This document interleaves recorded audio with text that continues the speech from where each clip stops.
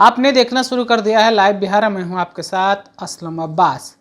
दिल्ली की सल्तनत इस बार किसकी होगी?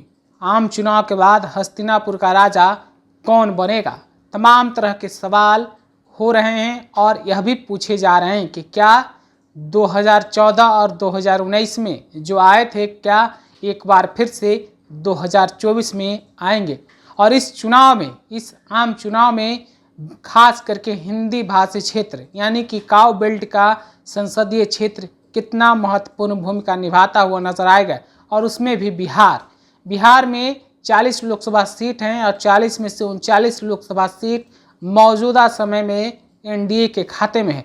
और यही एनडीए का आत्मविश्वास, आत्मबल जो है 2024 में भुनाने की भरसक कोशिश है। और उसी कोशिश के तहत बिहार में एनडीए सभी घटक दलों के साथ मिलकर चुनावी मैदान में है। और उसी चुनावी मैदान के तहत गया लोकसभा सीट, बौद्ध नगरी, विष्णुपद को लेकर, पिंडदान को लेकर मशहूर गया का लोकसभा संसदीय क्षेत्र मौजूदा समय में रिजर्व है, आरक्षित है।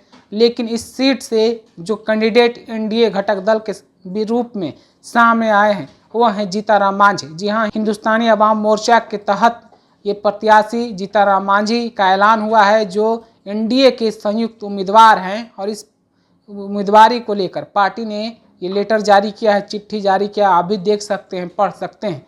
और जीताराम मांझी की अगर बात करें तो एक तरफ तो उम्मीदवार हैं एनडीए के, तो दूसरी तरफ बिहार के मुखिया भी रह चुके हैं और बिहार में एक बड़े दलित चेहरा के रूप में जाने जाते हैं। और जीताराम मांझी का प्रभाव मगध के अलावा पूरे बिहार में दलित समुदाय के बीच में अच्छी खासी मानी जाती है।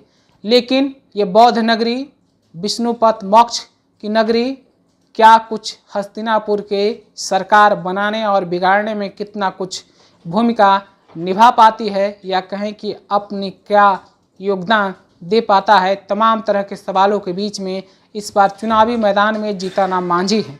हालांकि वो चुनाव तो 2014 आम चुनाव भी लड़े थे, लेकिन उस वक्त वो गच्चा खा गए थे। लेकिन 2014 के बाद 2024 10 साल का फासला है और 10 साल के फासले के बाद फिर से जीताराम मांझी चुनावी मैदान में हैं। क्या इस बार नरेंद्र मोदी के नाम पर क्या उनकी नैया पार हो पाएगी?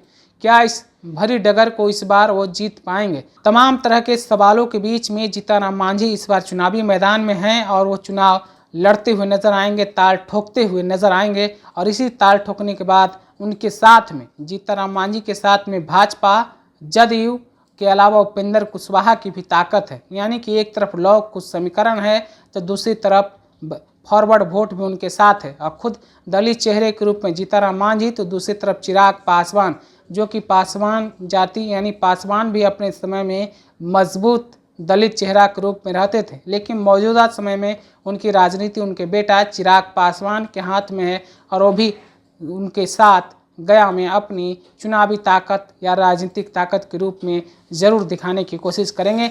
लेकिन सवाल है कि अब महागठबंधन की तरफ से जीताराम मांझी का सामना करने के लिए कौन आते हैं और कौन होंगे, ये भी सवाल है। लेकिन मौजूदा समय में एनडीए की तरफ से जीताराम मांझी गया से उम्मीदवार बनाए गए हैं, इस बात का ऐलान हो गया, जैसा कि आपने लेटर और पत्र में देखा भी है। आप अपनी राय क्या रखते हैं गया लोकसभा क्षेत्र को लेकर, खास करके एनडीए प्रत्याशी के रूप में जीताराम मांझी को लेकर हमें कमेंट के रूप में ज़रूर बताइए। तब तक के लिए आपका शुक्रिया।